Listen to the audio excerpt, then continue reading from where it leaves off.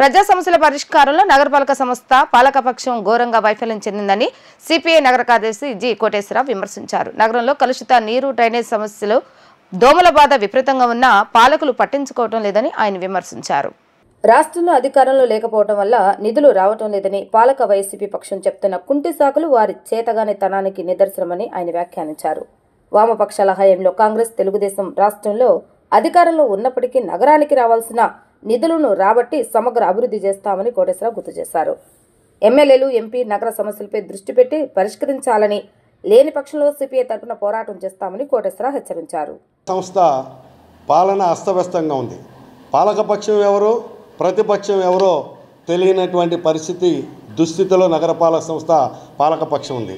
ప్రజలు 64 డివిజన్స్లో 49 డివిజన్స్ వైఎస్ఆర్ కాంగ్రెస్ పార్టీని గెలిపించారు. పాలకపక్షంగా వైఎస్ఆర్ కాంగ్రెస్ పార్టీ ఉంది నేటికి కూడా. మేయర్ గారు, అలాగే కార్పొరేటర్సు, స్టాండింగ్ కమిటీ ప్రజల యొక్క పాలన అందించడంలో ఘోరంగా వైఫల్యం చెందింది.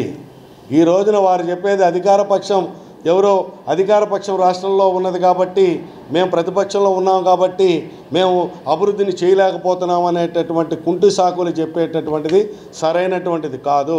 విజయవాడ కార్పొరేషన్గా అవతరించిన తర్వాత 81, 86 మధ్య కాలంలో 95, 2000 కాలంలో ప్రత్యక్ష ఎన్నికలు, పరోక్ష ఎన్నికల్లో కమ్యూనిస్టులు గెలిచాం.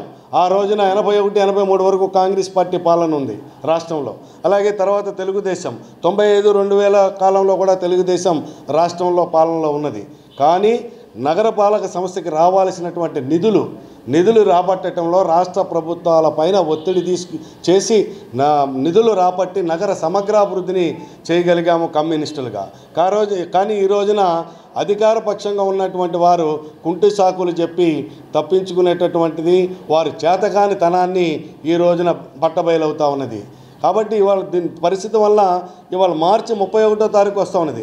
31వ తారీఖు వస్తుంటే మొత్తం అధికార రెవెన్యూ కార్పొరేషన్లో ఉన్నటువంటి బిల్ కలెక్టర్ దగ్గర నుంచి ఆర్ఐలు, ఏసీలు, డిప్యూటీ కమిషనర్లు వారు అందరూ కూడా ఇంటి పన్నులు కట్టండి, నీటి ఛార్జీలు చెల్లించండి అని చెప్పి ఇళ్ల మీదకి వచ్చి ఒత్తిడి చేస్తూ ఉన్నారు. మేము అడుగుతున్నాం, ఎవరు ట్యాక్సెస్ అట్ వర్క్ అని నగరపాలక సంస్థ లోగోలో ఉన్నది. మేము పన్నులు కడతా ఉన్నాం ప్రజలు, కానీ పాలన ఎక్కడ ఉన్నది అనేటటువంటిది. సరైనటువంటి మంచినీరు వల్ల వస్తున్నటువంటి పరిస్థితి ఉన్నదా?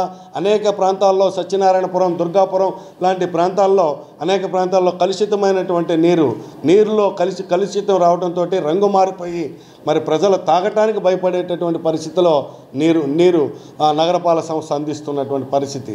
అలాగే దోమలంటే చెప్పనక్కర్లా. మలేరియా విశృంఖలంగా ఈ రోజున జ్వరాలు పెరిగిపోతా ఉన్నాయి. వచ్చేటటువంటి ఎండాకాలం, ఈ ఎండాకాలంలోనే ఈ రకమైనటువంటి దోమలు ప్రజలపైన దాడి చేస్తూ ఉంటే మీరు మరి మురుగునీటిని పారుదల సక్రమంగా చేయకపోవటం వలన జరుగుతున్నటువంటి ప్రమాదాన్ని పైన ఎవరు చర్యలు చేపట్టాలనేటటువంటిది మేము అడుగుతూ ఉన్నాం. అందువలన నగరపాలక సంస్థలోని మలేరియా సెక్షన్ వారికి ఇవ్వాల్సినటువంటి పైరత్రాన్ని కానీ, ఎంఎల్ ఆయిల్ లాంటి దోమల నివారణ కోసం ఇచ్చేటటువంటి ఆయిల్ని కూడా సప్లై చేయలేనటువంటి దుస్థితిలో నగరపాలక సంస్థ ఉన్నది అనేటటువంటిది స్పష్టం.